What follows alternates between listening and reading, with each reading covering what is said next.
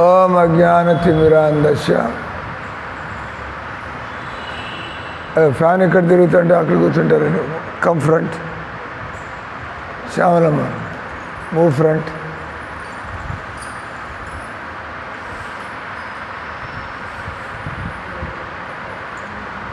ఓం అజ్ఞానతిమిరాంధస్య జ్ఞానాంజన శలాకయ చక్షురున్మిళితం జేన తస్మై శ్రీ గురవే నమః. శ్రీ చైతన్య మనోభీష్టం స్థాపితం येन భూతలే స్వయం రూప కదామయం దదాతి స్వాపదాంతకం. జయ శ్రీకృష్ణ చైతన్య ప్రభు నిత్యానంద శ్రీ అద్వైత గదాధార శ్రీవాసాది గౌరభక్తరుంద. హరే కృష్ణ కృష్ణ కృష్ణ హరే హరే హరే రామ రామ రామ హరే. హరే కృష్ణ కృష్ణ కృష్ణ హరే హరే హరే రామ రామ రామ. సో మనం కొద్ది రోజుల నుంచి నిత్యానందుల వారికి సంబంధించినటువంటి పాటలు, ఆ పాటలు ఏ పదాలతో ప్రారంభమవుతాయి పాడుతున్నారు కదా కంఠస్థపెట్టి. ఏ పదాలతో ప్రారంభమవుతున్నాయి? నదియా గోద్రమే, ఆ పదంతో ఒక పాట ప్రారంభమవుతుంది. ఇంకోటి అక్రోధ పరమానంద నిత్యానందరాయ్, అభిమాన శూన్య నిత్యాయ్ నగర బేడాయ్. అదే ఈరోజు పాడిన పాట నిత్యాయి పదకమల కోటి చంద్ర సుశీతల.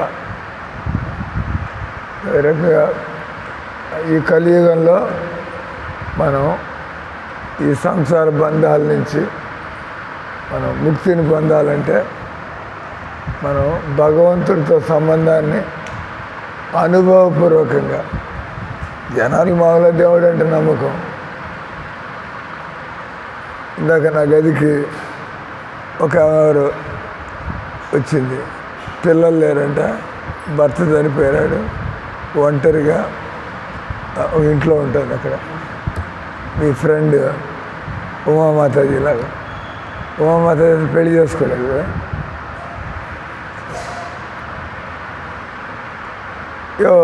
దేవుడికి పెట్టారా గదిలో, వీటెన్లో పెద్ద పెద్ద మాల్లో తెచ్చింది కదా, శారదం పెట్టిందా, నా గదిలో పట్టుకుపోయారు. ఏనే ఆమె ఖాళీగా ఉంటుంది కాబట్టి మంచి వెండి కలర్లో బంగారు కలర్లో పువ్వులు తెచ్చి జగన్నాథ్ బలదేవ్ సుభద్రకి ఆ బంతిపూల మాల అంత లావుగా అంత పెద్ద సైజులో ఆర్టిఫిషియల్ కానీ మెరుస్తూ ఉంటాయి. కొత్తగా తెచ్చినప్పుడు ఒకసారి వేస్తే తప్పాను. మనం మామూలుగా దేవుడి వరకు రెండు వేస్తున్నారు కదా, ఆర్టిఫిషియల్ వేస్తున్నారు, ఒరిజినల్ ఫ్లవర్స్ పెడుతున్నారు కదా. వాటిని నగలు అంటాం. ఆర్టిఫిషియల్ జ్యువెలరీ నగలు పూలమాలలు వేరువేరుగా డ్రెస్సింగ్. పూలు వాసనల కోసం భగవంతుడు ఆయన సృష్టి ఆయనకి సమర్పించాలా. హరే కృష్ణ. భగవంతుడికి సమర్పించాలా. అలాగే ఆభూషణాలు, నగలు. మామూలు నగలు కూడా మనం భగవంతుడికి. ఇంతకుముందు ప్రభుపాద కొత్తగా ఇస్కాన్ ప్రారంభించినప్పుడు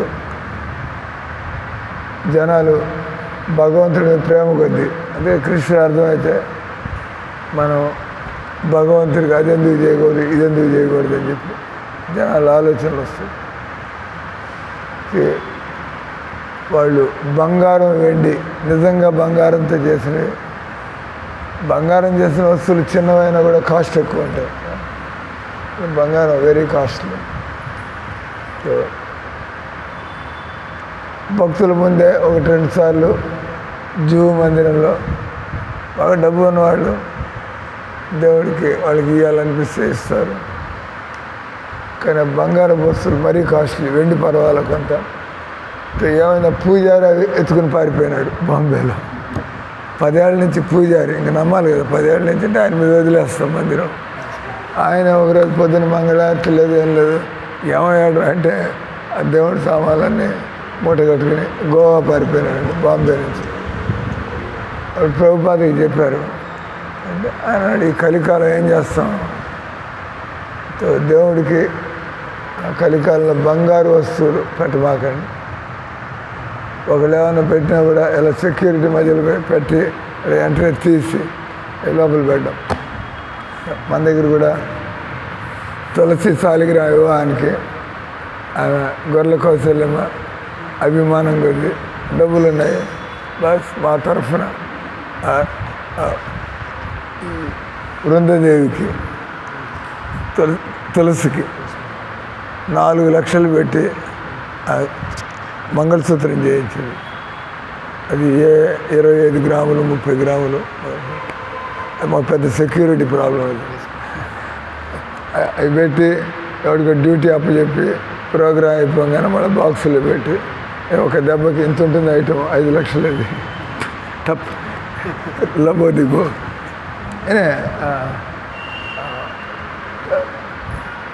రకంగా ప్రభుపాద అప్పుడు చెప్పాడు, దేవుడికి ఇంత మరి తన దగ్గర ఆర్టిఫిషియల్ జ్యువెలరీ. అప్పటి నుంచి ఆర్టిఫిషియల్ జ్యువెలరీతో రోల్డ్ గోల్డ్ అంటారు. రోల్డ్ గోల్డ్ అంటే గోల్డ్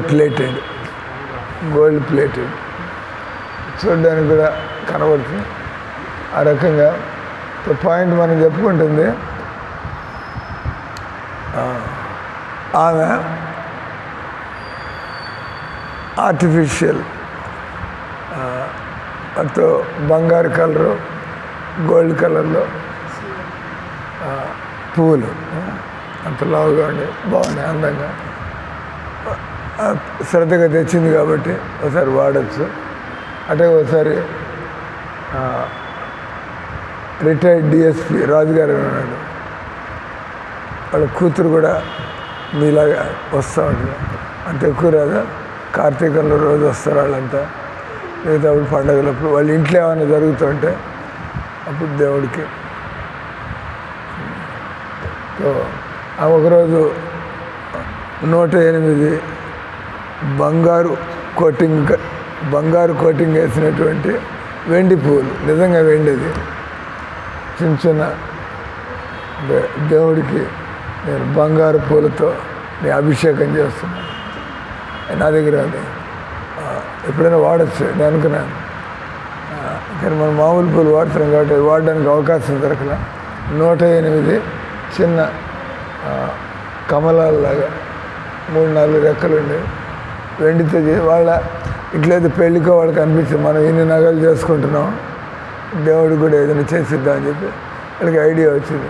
స్వామి, ఇవి 108 వెండి పుష్పాలు, మీరు ఎప్పుడైనా అభిషేకాలు చేసేప్పుడు వాడి అవైతే మళ్ళీ వాడచ్చు, ప్లాస్టిక్ ఇవన్నీ వాడకూడదు, దేవుడికి వెండి పువ్వులు బంగారు పువ్వులు వాడచ్చు.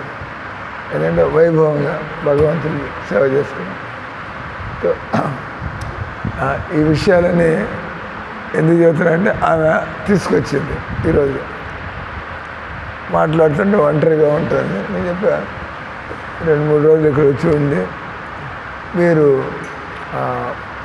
దేవుడి కోసం ఏం చేస్తారు అంటే, మేము రామచంద్ర మిషన్ నుంచి స్వామి మేము ధ్యానం చేస్తాం. మామూలుగా అర్థం ధ్యానం అంటే ఎవరు ధ్యానం చేస్తారు? ధ్యానం అంటే దేని మీద ధ్యానం అంటే what is the object of your meditation. ధ్యానం అనేది అదే కదా, మనం మంచి వ్యక్తి అంటాం. అంటే మీరు ఎవరు మంచి వ్యక్తి అంటే ఎవరు? శ్యామలం మంచి వ్యక్తి, లక్ష్మి మంచి వ్యక్తి అంటే మంచి వ్యక్తి అంటే ఇట్ డజంట్ స్పెసిఫై ఎనీబడి. అదే నేను ధ్యానం చేస్తాను, ధ్యానం అనగానే మనం వస్తువు మీద ధ్యానం చేస్తావా, నీ చదువుల మీద ధ్యానం పెట్టావా, వాటెవర్, ప్రతి మనిషికి వాళ్ళ ఏదో ఒక బలమైనటువంటి ఆలోచనలు ఉంటే దాన్ని ధ్యానం అంటారు. ధ్యానం అంటే అది వేరే కాదు. మీరు ఇప్పుడు పద్మావతమ్మ ఋషిక్ మీద 24 గంటలు ధ్యానం చేస్తూ ఉంటుంది. మా అబ్బాయి బాగుపడతాడా లేదా, బాగా చదువులు వస్తాయా లేదా, వాడు ఆరోగ్యంగా ఉన్నాడు లేదా, వాడు ఈరోజు స్కూల్కి పోయాడు లేదా, వాడు తిన్న జరిగిందా లేదా. అదే ధ్యానం. ధ్యానం అంటే అది ఏందో అనుకోమాకండి. దేని మీద అయితే మీ మనసు ఉంటుందో ఆలోచనలు ఆటోమేటిక్గా పోతూ ఉంటాయి.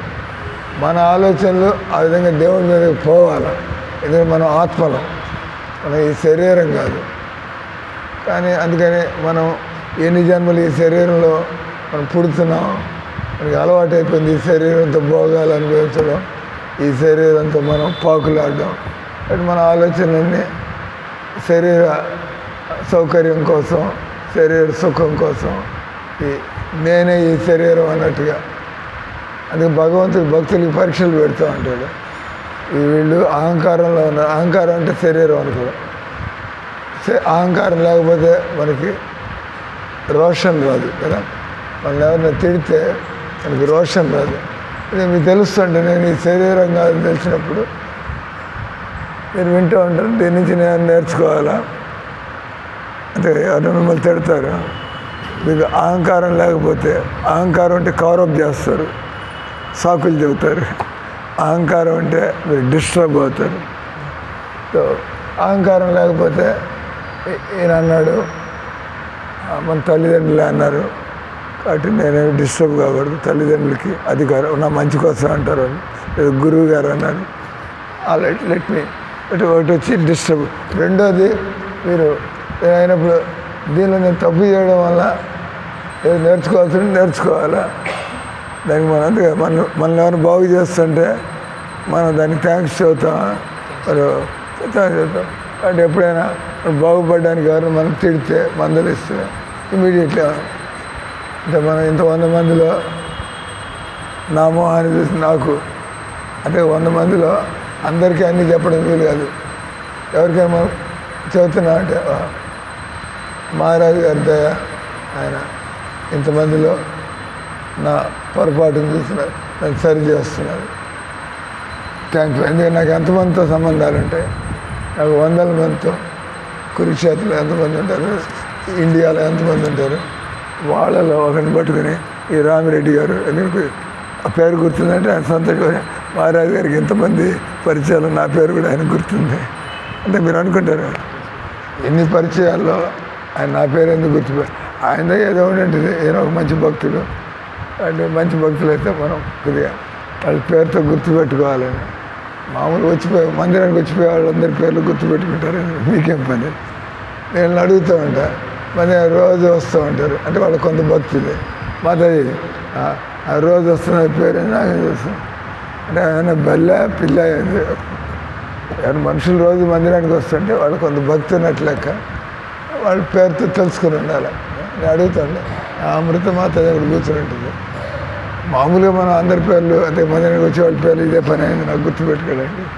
ఎవరైతే సేవల్లో దిగుతూ ఉంటారో వస్తుంటే అప్పుడు వెళ్తారు. కాబట్టి వీళ్ళు మన ఇస్కాన్ కుటుంబానికి చెందిన వాళ్ళు. కొద్దిగా వాళ్ళ పేరుతో పిలిస్తే వాళ్ళు సంతోషపడేవాళ్ళు. స్వామికి మన పేరు కూడా తెలిసింది. నేను పాయింట్ వచ్చి మనం చెప్పుకుంటుంది, ఆమె నాకు ధ్యానం చేస్తాను. ఎవరు ధ్యానం చేస్తారని అంటే రామచంద్ర మిషన్ నుంచి వాళ్ళు. మీకు రామచంద్ర మిషన్ అంటే మీకు ఏమనిపిస్తుంది, ఓ ఇలా రామచంద్రుడి భక్తులు, ఇది హరే కృష్ణ మిషన్, కృష్ణ కాన్షియస్నెస్. దాని నుంచి మీకు కొద్దిగా ఐడియా వచ్చి, ఓహో ఇస్కాన్ వాళ్ళు రాధాకృష్ణుని పూజిస్తారు. వాళ్ళ సంస్థ పేరే అంతర్జాతీయ కృష్ణ చైతన్య సంఘం. అట్లేదు రామచంద్ర మిషన్ అంటే మీరు వినంగానే ఏమనిపిస్తుంది మీకు, రామచంద్ర మిషన్ అంటే మీరు వినంగానే ఓహో వీళ్ళంతా కూడా బహుశా వైష్ణవ సంప్రదాయం, వీళ్ళు రాముడిని ఎక్కువగా, రాముడు అంటే వీళ్ళకి ఆసక్తి, సీతారాములు, రామ్ దర్బారు అనుకుంటాం. కానీ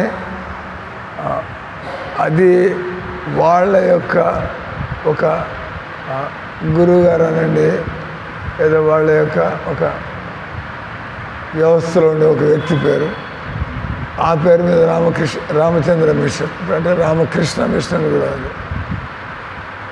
రామకృష్ణ మిషన్, వివేకానందుడు రామకృష్ణ, అంటే ఆల్ కన్ఫ్యూజింగ్. అలా రామకృష్ణ అనగానే చక్కగా రాముడు కృష్ణుడి పేర్లు వస్తున్నాయి. మాట్లాడుతుంటే ఆ రాముడు కృష్ణుడు దేవుడు కాదు, ఆ దేవుడు నిరాకారుడే. Will be taken by surprise. దేవుడు నిరాకారుడు. రామచంద్ర మిషన్ కూడా వాళ్ళకి విగ్రహాలు ఉండవు, వాళ్ళకి మందిరాలు ఉండవు, ధ్యానం చేస్తారు. ప్రభుపాద ఈ ప్రపంచంలోకి వచ్చి పాపం హిందువులంతా మోసపోతున్నారు. వాళ్ళకి దేవుడు అంటే నమ్మకం ఉంది, ఏదో చేద్దామని. కానీ వాళ్ళకి సరైనటువంటి వ్యక్తి దొరకకపోతే తప్పుదారులకు వెళ్ళిపోతారు. దేవుడు అంటే ఇంట్రెస్ట్ ఉంది, కానీ చెప్పేవాడు దొరకలే. అటు రామచంద్ర మిషన్ వాళ్ళు ఏం చేస్తారంటే కూర్చుని మేము ధ్యానం చేస్తామండి. ఎవరు ధ్యానం చేస్తారు? అట్లేం చేస్తాను నిజం చదివి, అంటే మనసులో ఆలోచనలు రాకుండా చూసుకోవాలంట. అదే నదిట్లో వీలవుతుంది. మనసులో ఆలోచనలు రాకుండా ఉండాలా, నేను ఎలాంటి ఆలోచన లేకుండా ఉండాలా? ఇది పాసిబుల్? ఏదైనా ప్రాక్టికల్ ఐడియానే ఇది. నిమిషంలో ఐడియాలు టప్ప టప్ప టప్ప టప్ప వస్తుండే పోతుండే. Mind cannot keep quiet. So Prabhupada అనే ఒక విషయం ఉంది, కృష్ణుడి విషయం ఉంది. ఆ కృష్ణుడి విషయంలో కొద్దిగా మీరు చేస్తుంటే మీకు తెలుస్తుంది, ఇది భలే బాగుంది. లేకపోతే ఇస్కాన్లో దశాబ్దాల కొద్దీ ప్రభుపాద ఇస్కాన్ పెట్టి ఆల్మోస్ట్ 60 ఏళ్ళు అయింది. అంటే కొంతమంది 60 ఏళ్ళ నుంచి ఇస్కాన్లో ఉంటారు. రాత్రి మొగులు ఇదే పని. నేను కూడా 40 ఏళ్ళ నుంచి ఉన్నా ఇస్కాన్లో, 40 ఏళ్ళ నుంచి. రాత్రి మొగులు, దానికి ఏమీ లిమిట్ లేదు అంటున్నా. అంటే ఏదో ఉంది మంత్రం అంటే నా మనసుకి బలహీనతలు పోతున్నాయి, నా ఆలోచనలో కాన్సన్ట్రేషన్ వస్తుంది. ఆ కృష్ణ మంత్రంలో మిఠాస్ అంటే ఈ కృష్ణ మంత్రం అంటుంది, భలే ఉంది ఇది. ఎంతసేపు అనగలుగుతున్నాను దీన్ని. అది అంటూ ఉంటే చక్కటి భక్తులు ఈ కీర్తన చేస్తుంటే డ్యాన్స్ చేయాలనిపిస్తుంది. ఇది నాటకాలేం కాదు, కానీ భక్తులు డ్యాన్స్ చేస్తున్నారంటే వాళ్ళకి బంధాలు లేవు, తప్పుడు కోరికలు లేవు, వాళ్ళకి సంసారపు ఆలోచనలు లేవు. అటువంటి వాళ్ళకి భగవన్నామం ఏంటంటే ఆత్మకి అమితమైన సుఖం కలుగుతుంది, అంతులేని సుఖం కలుగుతుంది. అటువంటి వాళ్ళు సిగ్గు విడిచి వాళ్ళు డ్యాన్స్ చేస్తున్నారు అనుకోండి, హరిప్రియ మాత జనాలంతా ఈ వయసులో ఆయన డ్యాన్స్ మామూలు సమాజంలో చేయరు కదా. ఆమెకేం మూడుందో, ఆమెకి ఏమనిపిస్తుందో, ఎవడేమనుకుంటే నాకేమొచ్చింది, నేను భజన చేస్తున్నా బాగుంది. భక్తుల మధ్యలో నమ్మకం ఉండేవాళ్ళు, సాధన చేస్తున్న వాళ్ళు, నియమాలు పాటిస్తున్న వాళ్ళు చక్కగా భజన చేస్తుంటే మనసుకి ఎంతో సుఖంగా అనిపిస్తుంది. అది వాళ్ళు ఎవడేమనుకుంటే మనకి అంతే కదా. ఎవరితో పెళ్లి జరుగుతూ ఉంటుంది, అక్కడ గుర్రాలు ఎక్కించి అంత చేస్తూ డబ్బులు పెట్టి చేస్తూ ఉంటారు. మనం దాన్ని అటు చూసి వెళ్ళిపోతూ ఉంటుంది, మనకి ఆ కుటుంబంతో సంబంధం లేదు కాబట్టి.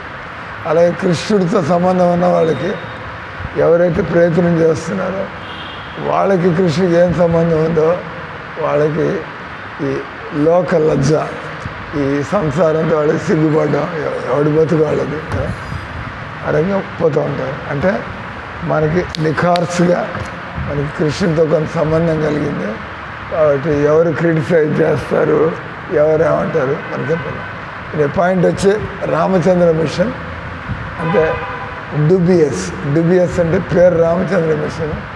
ఏమి రాముడితో సంబంధం లేదు, రామాయణం చదవాలి, వాళ్ళ రామాయణం లేదు, రామచంద్ర మిషన్. తర్వాత నాకు అనుభవం ఉంది, మేము నగర కీర్తనలు పోతూ ఉంటాం. ఇంతకుముందు ఒకసారి అటు లేక్ వ్యూ కాలనీలో రథయాత్రలు పోతూ ఉంటాను. ఒక రోజు ఒక ఏరియా పోయి ఇప్పుడు భక్తులు తగ్గారు, వాళ్ళు భక్తుల సంఖ్య పెరగాల. వాళ్ళంతా ఒక ఆయన అటు కావాలి వెళ్ళిపోయి, ఒక ఆయన అటు తాడిపత్రి వెళ్ళిపోయి, ఒక ఆయన చచ్చిపోయి, ఒక ఆయన ట్రాన్స్ఫర్ అయిపోయి రకరకాలుగా ఆయన పోయాడు. నర్సరాజు గుంటూరు వెళ్ళిపోయాడు. ఈయన వెంకటరావు చచ్చిపోయినాడు. మనం ఎంతో కష్టపడి ఎంత చేసి భక్తులు టీం చేస్తాం. అదెందుకు దేవుడి అంతా ఆయన చేతుల్లో ఉంది. మన వరకు ఉన్న భక్తుల్ని పోగొట్టుకోకుండా ఉండడానికి ప్రయత్నం చేయాలి. మన వరకు ఏం చేయాలా?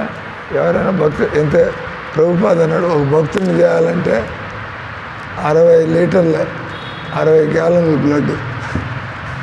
ఒక వ్యక్తిని కృష్ణుడంటే నమ్మకం కలిగి ఆయన నియమాలు పాటిస్తూ ఆయన సాధన చేస్తూ ఆయన కూడా నాకు జీవితంలో కృష్ణుడు కావాలి అనే స్టేజ్కి ఒక వ్యక్తిని తీసుకొచ్చారంటే it's not an ordinary thing. అందుకే ప్రభుపాద అన్నాడు, నా మందిరాలన్నీ మార్బులంతా అమ్మి పారేసి మీరు పుస్తకాలు ప్రింట్ చేసి దాని ద్వారా ఒక కృష్ణ భక్తుడిని, అంటే మనం కోట్ల రూపాయలు మందిరం కట్టాం కదా, ఎవడు భక్తుడు కాటల్లా. అది ఒక అపహాస్యమైన విషయం. ఎంత మందిరం అండి, ఎవడు భక్తులు కట్టలా. ఏం లాభం ఈ మందిరం కట్టి? ఇక్కడ మందిరం కట్టేది మీలాంటి వాళ్ళ కోసం కదా. ఎవడు పట్టించుకోకపోతే దానికి 2 కారణాలు ఉంటాయి. వాటి మా వైపు నుంచి లోపం ఉండాలా. నేను ఒక మంచి భక్తుడిని అయి ఉన్నాను కాబట్టి నేను ఇతరులు భక్తులు చేయలేకపోతున్నాను. అంటే నేనే భక్తులు కదా, మిమ్మల్ని ఎక్కడ చేస్తాను.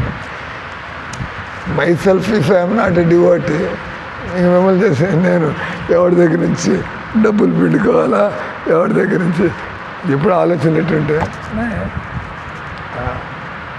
మనం భక్తి ప్రచారం చేస్తుంటే ఒక భక్తుడికి నమ్మకం, నాకు ప్రచారం చేయడానికి అనేకమైన ఆలోచనలు, పుస్తకాలు రాయాలా, ప్రోగ్రాములు పెట్టాలా, మనం వచ్చిన వాళ్ళందరికీ చెప్పాలా, మనం తగ్గ మందిరంలో ఫెస్టివల్ ఇవన్నీ చేస్తుంటే దానికి కావాల్సిన ఏర్పాట్లు దేవుడు చేస్తాడు.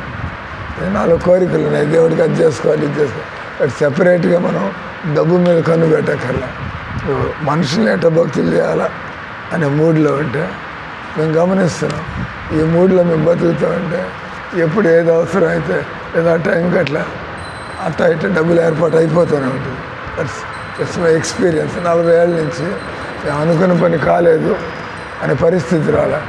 ఏ పని తాడిపత్రిలో ఒక ఫారం పెట్టుకోవాలా, ఫామ్ వచ్చేసింది. మనం రథయాత్రలు చేయాలా, రథం వచ్చేసింది. మనం అది చేయాలి, ఇది చేయాలా, గెస్ట్ హౌస్ కట్టాలా, ఏదో ముందు వెనక ఏదనుకుంటే అది మెల్లిగా ముందు వెనక పనులు అయిపోతుంది. మాకు తెలియదు ఎవరు ఇస్తారు డబ్బులు, ఎక్కడి నుంచి వస్తాయి, ఎలా అవుతాయి. మొత్తానికి మాత్రం ఎందుకంటే ఇదేదో మన పేరు కోసం చేసుకోవట్లా. ఆ మూడు లేదని దేవుడికి తెలిస్తే మనం మందిరాన్ని చక్కగా డెవలప్ చేసి రకరకాలుగా మనుషులు పట్టుకోవాలా, వాళ్ళు భక్తులు అయ్యేట్టుగా అనే ఉద్దేశం. అంటే డబ్బులకి అన్నాడు ప్రభుపాద అన్నాడు, భగవంతుని లక్ష్మీపతి అంటారు కదా, లక్ష్మీనాథ్. లక్ష్మీనాథ్ ఎవరే? విష్ణు కృష్ణ. లక్ష్మీనాథ్ లక్ష్మీపతి. కాబట్టి ఎక్కడైతే నిజంగా కృష్ణ భక్తి ఉంటే అక్కడ డబ్బుల విషయం కాదు, డబ్బులు వస్తూనే ఉంటాయి. భక్తులు ఎదగడం, భక్తులు కావడం, that is the most difficult thing. ఈ ప్రపంచంలో ఒక వ్యక్తిని ఖచ్చితంగా కృష్ణ భక్తుడు, రామ్ భక్తుడు అంటే అతనికి భగవన్నామాన్ని మించి అంతకంటే నాకు విలువైనది ఏదీ లేదు జీవితంలో. Big statement. ఈ జీవితంలో ఉంటాయి, డబ్బులు ఉంటాయి, తల్లిదండ్రులు ఉంటారు, ఆస్తులు ఉంటాయి. కానీ మీ మనసులో ఏం ఆలోచనకు వచ్చింది? నాకు అంటే మీకు విషయం అర్థమైతే భగవన్నామం అది ఫస్ట్ ప్రయారిటీ. ఆ తర్వాత మిగతా బాధ్యతలన్నీ చూసుకోవాలి. అటువంటి వాడిని కృష్ణ భక్తులు అంటారు. అంటే ఆయన భగవన్ నామం కోసం బతికేవాడు, దాని విలువ తెలుసు కాబట్టి ఇతరులకి నేను భగవన్ నామంలో నమ్మకం కలిగించాను. ఈ విధంగా బతికేవాడిని కృష్ణ భక్తుడు. ఏమైంది, ఒకసారి అక్కడ లేక్ వ్యూ కాలనీ, నెల్లూరు చెరువు దగ్గర ఉండే ఆ వీధుల్ని రోడ్డు 1, రోడ్డు 2, రోడ్డు 3 అవన్నీ కూడా నెల్లూరు చెరువుకు పోతాయి. అటుపక్క కాలనీ, లేక్ వ్యూ కాలనీ అన్నారు దాన్ని.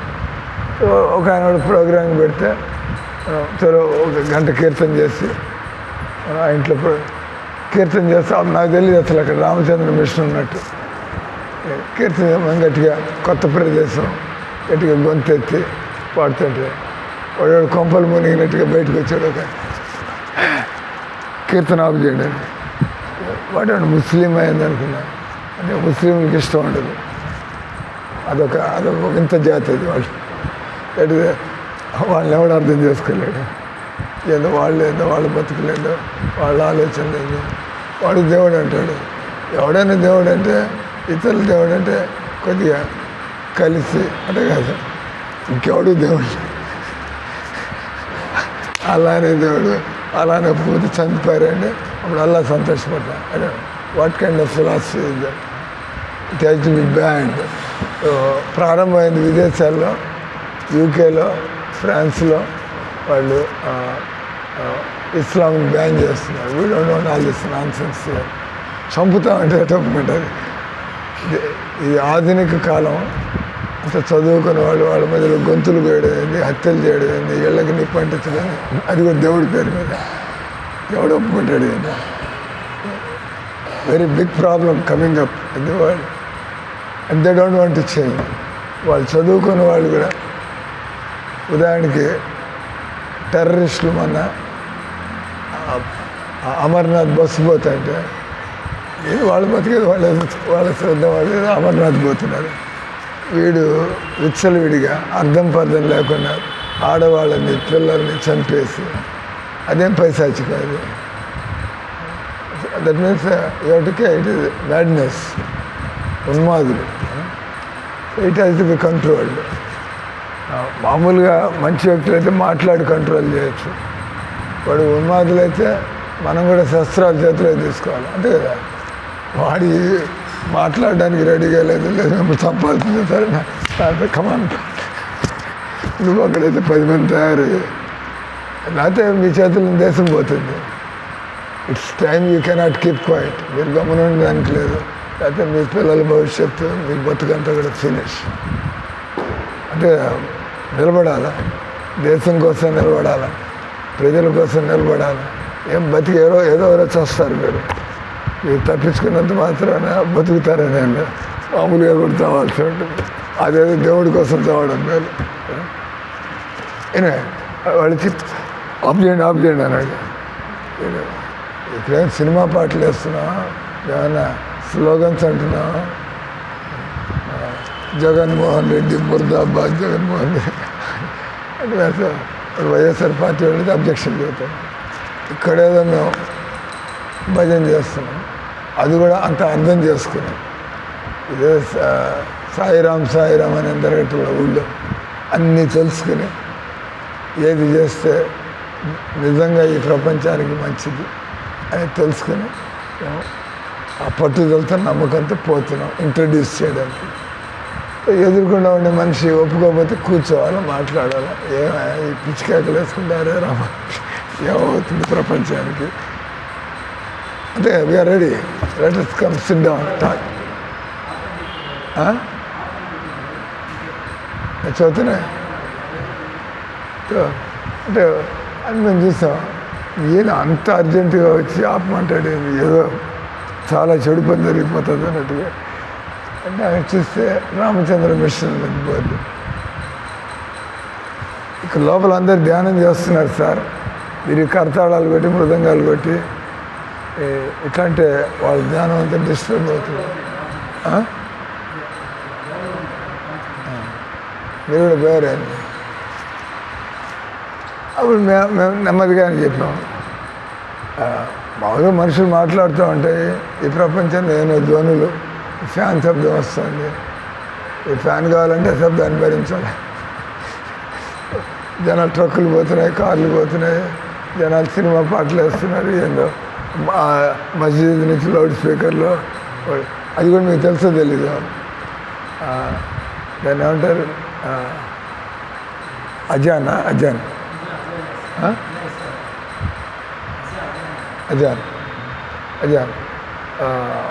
రోజుకు 3 సార్లు. దాని అనువాదం చెబుతాం. మనం ఏదో వినిపోతూ ఉంటాం. మనం మసీదు ప్రతి శుక్రవారం గట్టిగా మైకులో వస్తూ ఉంటుంది. ఏదో వాళ్ళు ప్రార్థన చేస్తున్నారు. ఆ ఉర్దూ భాష యొక్క అనువాదాన్ని ఎవడో పెట్టాడు. అప్పటి నుంచి కలకలం ప్రారంభమైంది. జనాలు ఇదే వాళ్ళు పాడేది అని చెప్పి ఏంటంటే వాళ్ళు అజాందాల్లో అల్లా ఒక్కడే దేవుడు,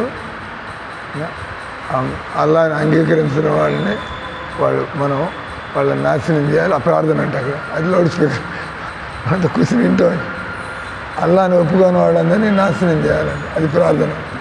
మనమంతా వింటున్నాం కదా. మేలుకోవాలి వాడేంద్ర మనల్ని లేపేయాలని రోజు అందరికి చెబుతున్నాడు. సో ఇట్లంతా కాదు.